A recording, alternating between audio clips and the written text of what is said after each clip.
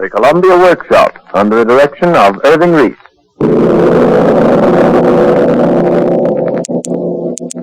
Ladies and gentlemen, Columbia takes pride in inaugurating tonight a new series of programs dedicated to you and to the magic of radio, the Columbia Workshop.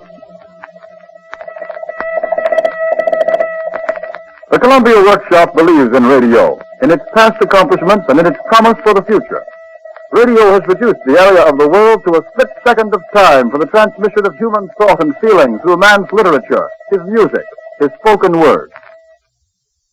In the 5 centuries that bridged the years since Gutenberg invented movable type and gave the world the store of man's knowledge through the printed word, no discovery has promised greater potentialities for shaping the world's culture than the slim, swift path of the electric wave. With the speed of light, it cuts through the barriers of boundary, class, race, and distance. While these words, electrically amplified 100 trillion times from the microphone to the transmitters which hurl them on the air, are being sent to you on broadcast bands, 100 other bands in the radio spectrum are busily engaged performing useful functions for man. At this second, somewhere 20,000 feet above the Earth's surface, giant aerial transport planes are winging their way above clouds through night and fog, following the straight, invisible electric path of the radio beam signal, which guides them unerringly to their destination.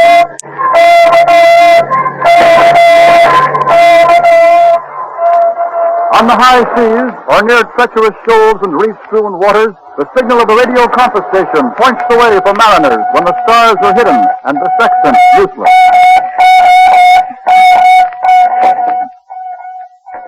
In hospitals throughout the world, electrical surgery and shortwave artificial fever machines, radio's contribution to medicine are helping scientists in their onslaught against disease and pain.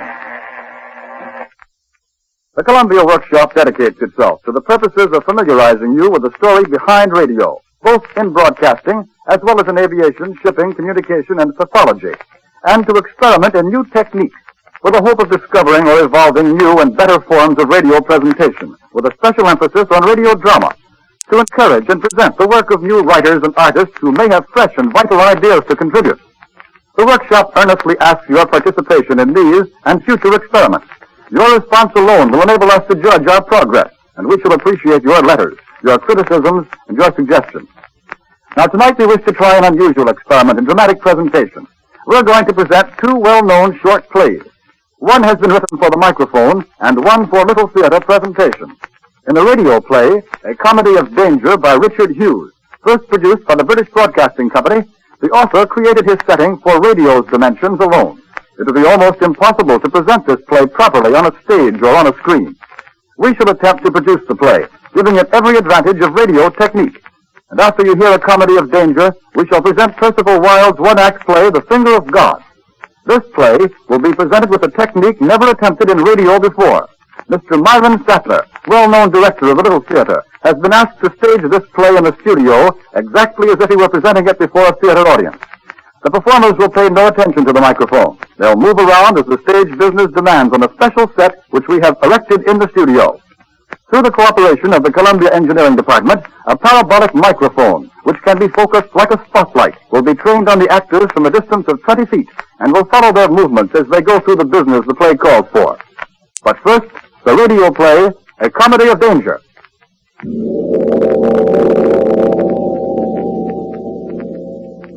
A gallery in a Welsh coal mine, 1,000 feet below the surface of the earth.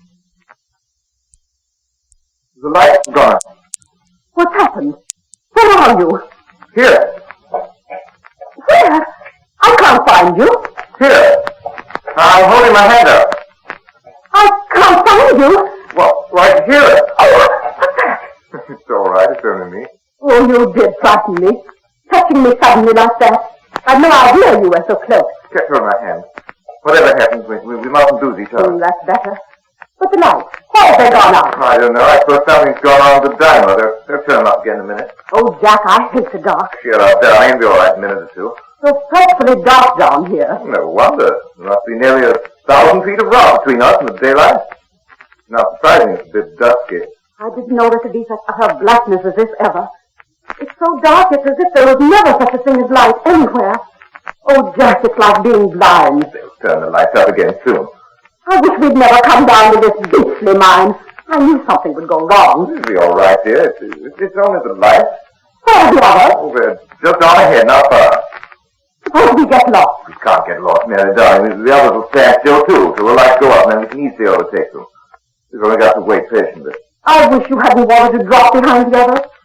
Oh, Jack, I'm afraid of the dark. My mistake. Back up, Mary, okay? It'll soon be over. Listen. Someone coming. Oh, the incompetent idiot. Turning the lights off just when the party visitors were seen.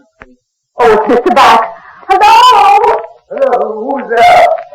Of all the stupid, meddlesome idiots that I ever saw. Oh, Mr. Bax, what's happened? Is it all right? It is all right, indeed. Leaving us suddenly in the dark like this. But there has been an accident? Oh, goodness knows I'd expect anything of a country like Wales. Wretched, incompetent. Their houses are full of cockroaches. Well, I suppose the only thing to do is to sit and wait for the lights to go up again. There's no danger. No danger, young lady, but it's damned unpleasant. Oh, I don't know. I'm beginning to think it's rather fun. Well, if you can find any fun in breaking your shins in the dark. Why don't you call it fun?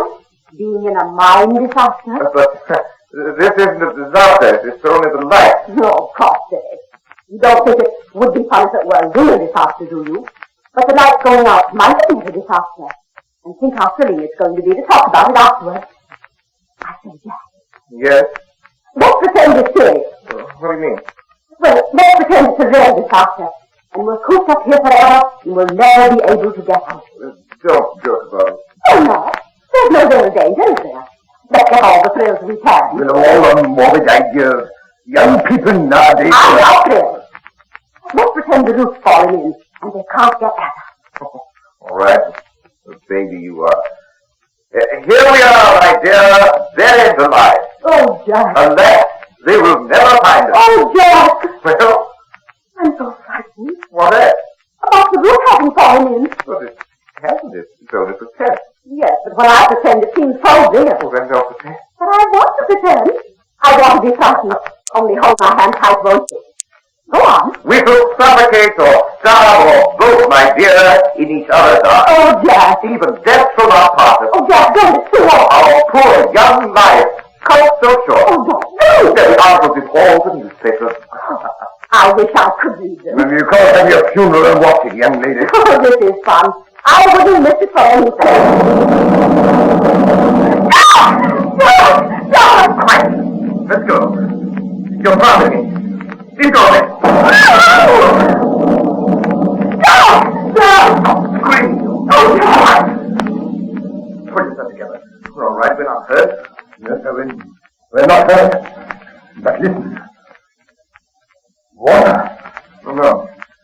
It's only an echo. Oh, Mr. Bax, can't we find the other? I don't think we could, young lady. It wouldn't be much use to us if we did. The echo's getting louder. Yes, it isn't an echo. It is water. The mine's flooding. We'll be drowned. There's an echo. Oh, Jack, I don't want to die. I won't. It's got to come sometime, young lady. Isn't it better for us that now in your loving arms, both of you together? You old fool, it's very well this story about death at your age, but we're young. We've got all life before us. Well, can't you keep quiet about it then, you young decadent? Do you think I want to die either? But it isn't good manners to talk about it. Where would it be if we all started screaming about it? We can at least die there gently. Die?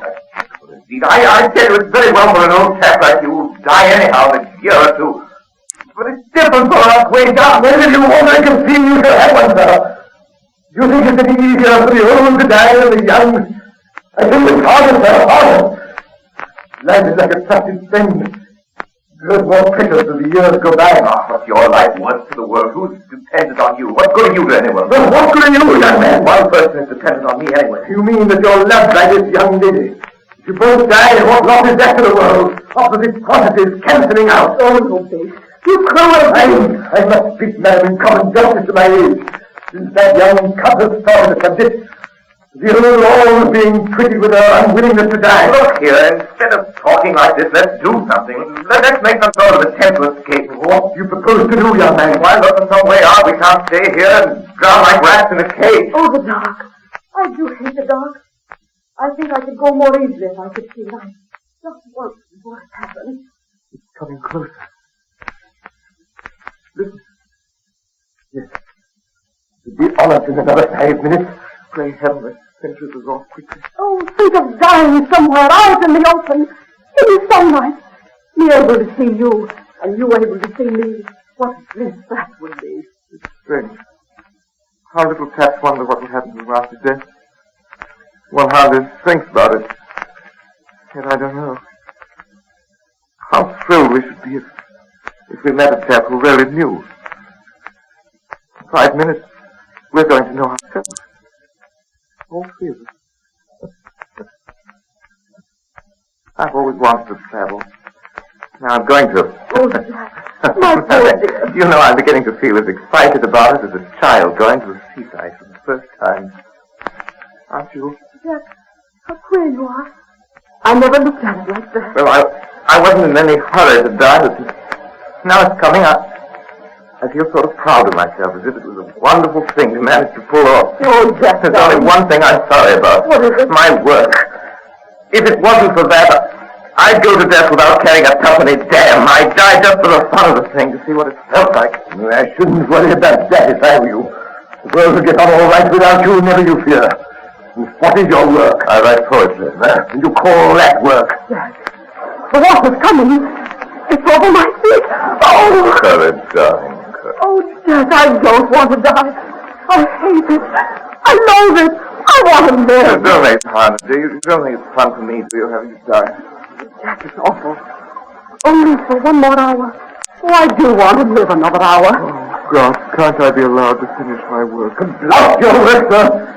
You think I'm the only one dying before his time? I tell you, every man dies before his time, even if he lives to be as old as Methuselah. Oh, it's up to my knees.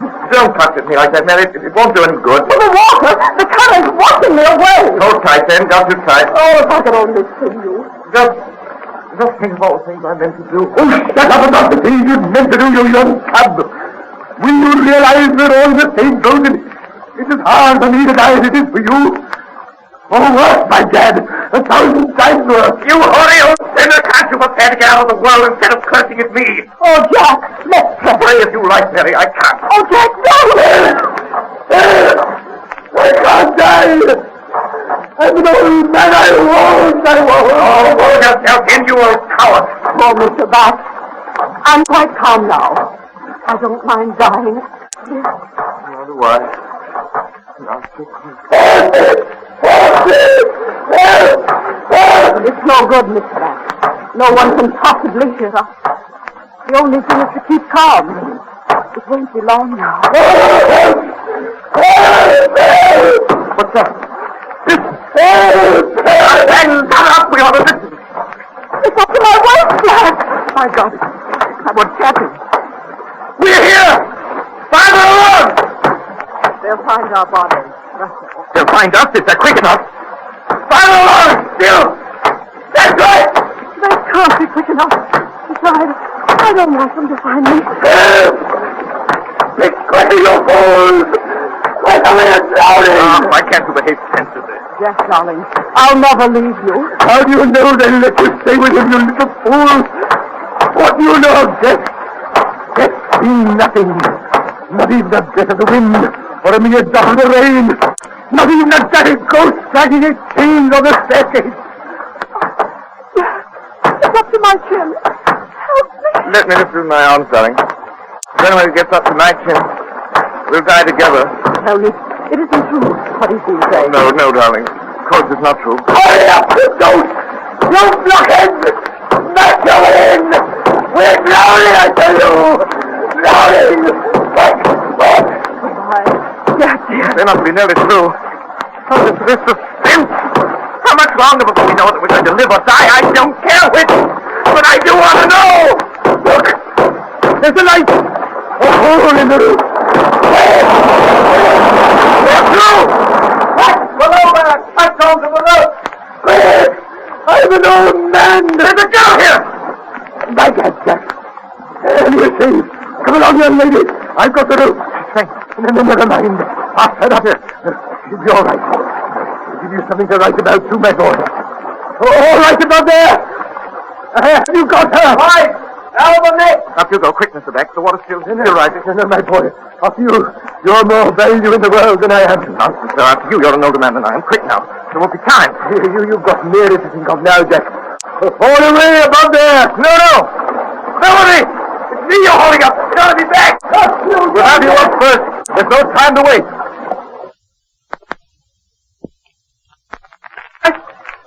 Lower away again. Below there. Hey, back! Get on! Have you got it? Hi! Back!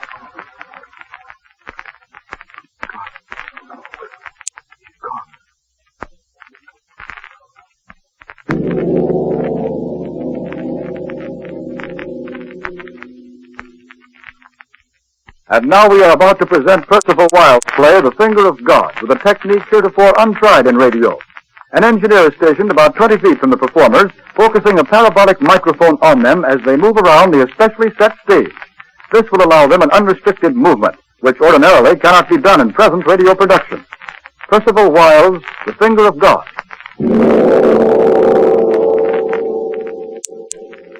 The living room of Strickland's apartment. As the curtain rises, he is kneeling and burning some papers in a grate near the main door. Benson, his valet, is packing a suitcase which lies open on the writing desk. Bentham, Yes, sir? close the window. It's cold. Yes, sir. Why, sir, the window's closed. It's been closed all evening. Bentham, Yes, sir. don't forget a heavy overcoat. I've put it in already, sir. Plenty of fresh linen, Yes, sir. collars and ties. I've looked out for everything, sir. You sent off the trunks this afternoon? Yes. You're sure they can't be traced? I had one wagon taken to a vacant lot, and another wagon taken to the station. Good. I checked them through to Chicago. Here are the checks. What train do we take, sir? I take the midnight. You follow me sometime next week. We mustn't be seen leaving town together. How will I find you in Chicago? You won't. You'll take room somewhere, and I'll take room somewhere else till it's all blown over. When I want you, I'll put an ad in the Tribune. You don't know when that will be, sir. As soon as I think it's safe. Maybe 2 weeks, it may be a couple of months. But you'll stay in Chicago till you hear from me one way or the other, you understand? Yes, sir. Have you plenty of money? Not enough to last a couple of months. Well, how much do you want? 500 or 600. Wait a minute, I left that much in my bureau drawer. Oh, Mr. Strickland. Yes? It's the midnight train for Chicago, isn't it? Yes.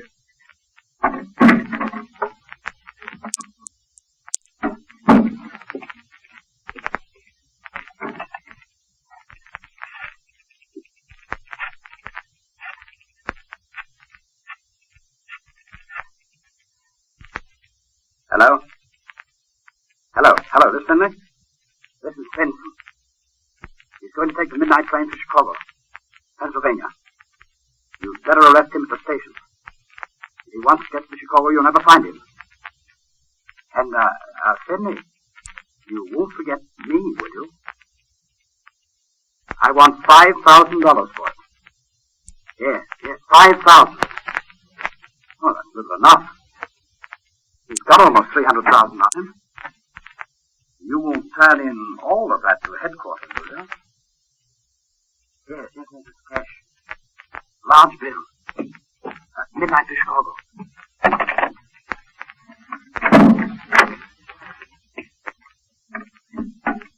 Here's your money, Benson.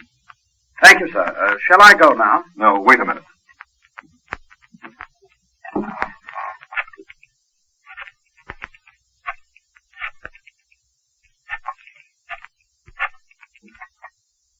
Hello? Pennsylvania? I want a compartment for Chicago, midnight train. Yes, tonight. Don't give your own name. No. The name is Stevens.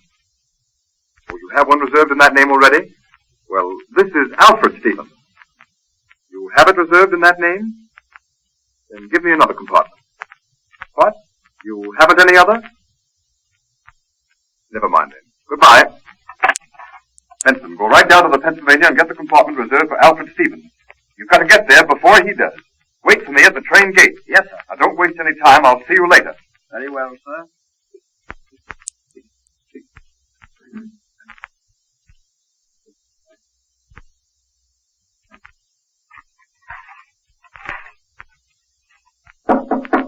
Who's there?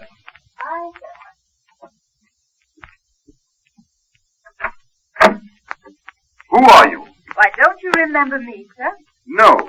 I'm from the office, sir. The office? Your office. I'm one of your personal stenographers, sir. Oh, I suppose I didn't recognize you on account of the hat. Well, what do you want? There were some letters which came late this afternoon. You're bothering me with them now. I've got no time for that. You'd better go. I thought you'd want to see these letters. Plenty of time tomorrow. But you won't be here tomorrow, will you? Won't be here? What do you mean? You're taking the train to Chicago tonight. Well, how did you know? Taking a train to Chicago? Of course not. What put that into your head? Why, you told me, sir. I told you? You said so this afternoon. I didn't see you this afternoon. No, sir. Then I found this timetable. Where did you find it? On your desk, sir. On my desk? Yes, sir. You're lying. Mr. Strickland. That timetable never reached my desk. I lost it between the railroad station and my office. Did you, sir? But it's the same timetable, you see. You checked the midnight train. I reserved a compartment for you. You reserved a compartment? I knew you'd forget it. You have your head so full of other things. So I telephoned as soon as you left the office. I suppose you made the reservation in my own name? No, sir. I thought you'd prefer some other name. You didn't want your trip to be known. No, I didn't. What name did you give? Stevens, sir. Stevens? Alfred Stevens. What made you choose that name? I don't know, sir. You don't know? No, sir. It was just the first name that popped into my head. I said Stevens, and when the clerk asked for the first name, I said Alfred. Have you ever known anybody of that name? No, sir. You're sure you never knew anybody of that name? How can I be sure? I may have. I don't remember it. How old are you? You're not 20, are you? You think so? And I'm 47. It was more than 25 years ago. You couldn't have known. No, sir. What is your name?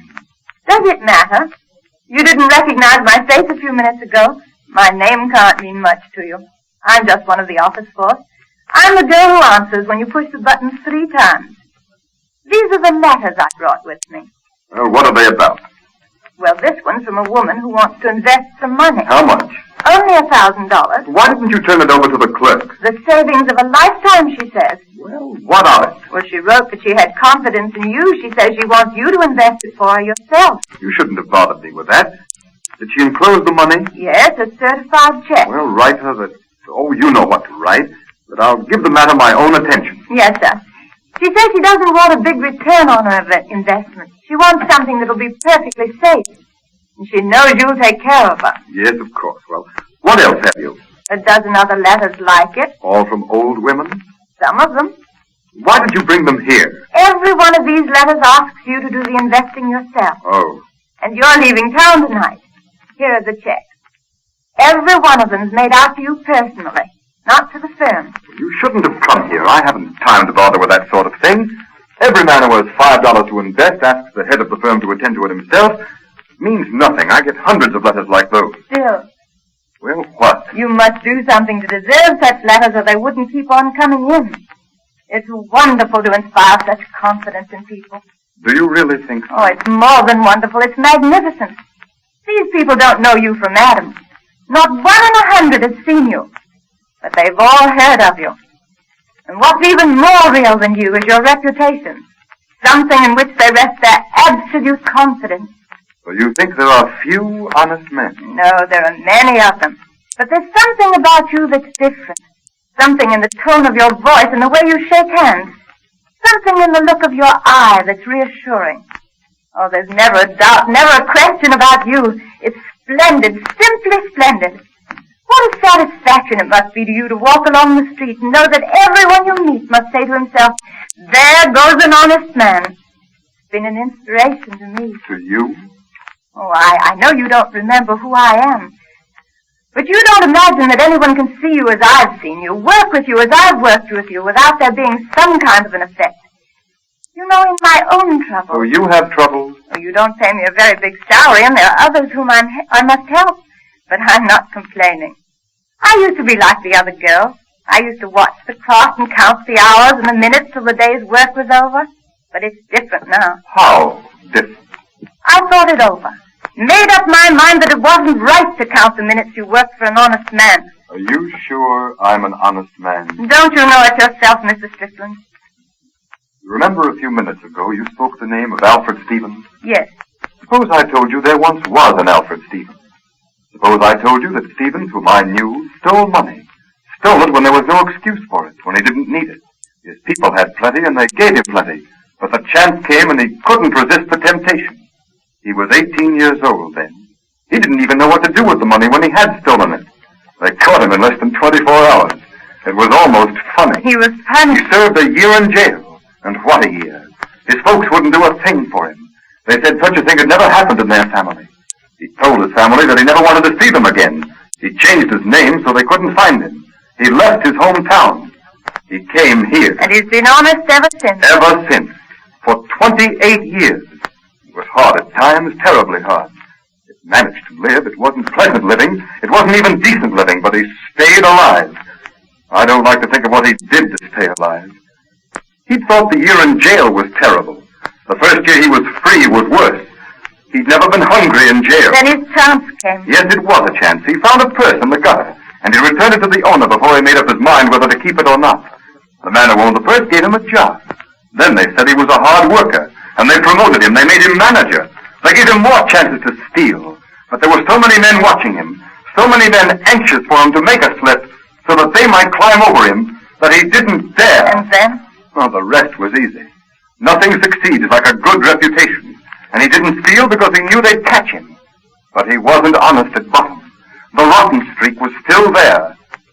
After 28 years, things began to be bad. He speculated, lost all his money, and made up his mind to take other money that wasn't his. It was wrong. It was the work of a lifetime gone. But it was the rottenness in him coming to the surface. It was the thief he thought dead coming to life again. What a pity. He'd been honest so long, he'd made other people think he was honest. Was he wrong, Mr. Strickland?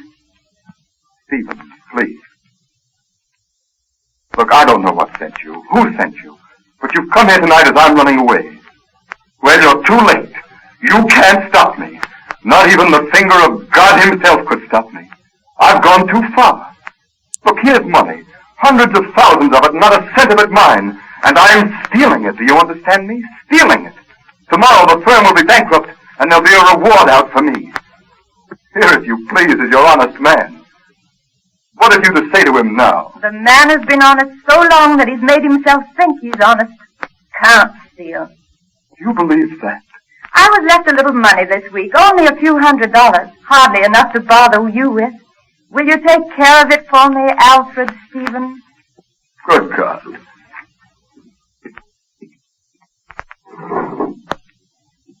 What a beautiful night. Thousands of sleeping houses, millions of shining stars, and the lights beneath.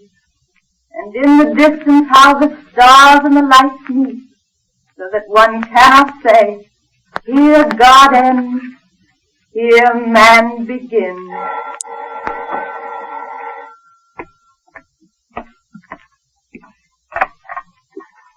Yes? You're afraid I'm going to miss the train? Well, I am going to miss it. I'm going to stay here and face the music. I'm an honest man, do you hear me? I'm an honest man. There. Did you hear what I told him? Did you hear what I... Why, where are you? Where are you? Why, she's gone. She was never here at all. The Columbia Workshop is presented as its first program, a demonstration of radio and stage technique. Will you write and tell us how you liked the demonstrations and whether or not the illusion in the stage play had any advantages or disadvantages over the radio presentation? The Columbia Workshop's presentation was conceived and directed by Irving Reese. This is the Columbia Broadcasting System,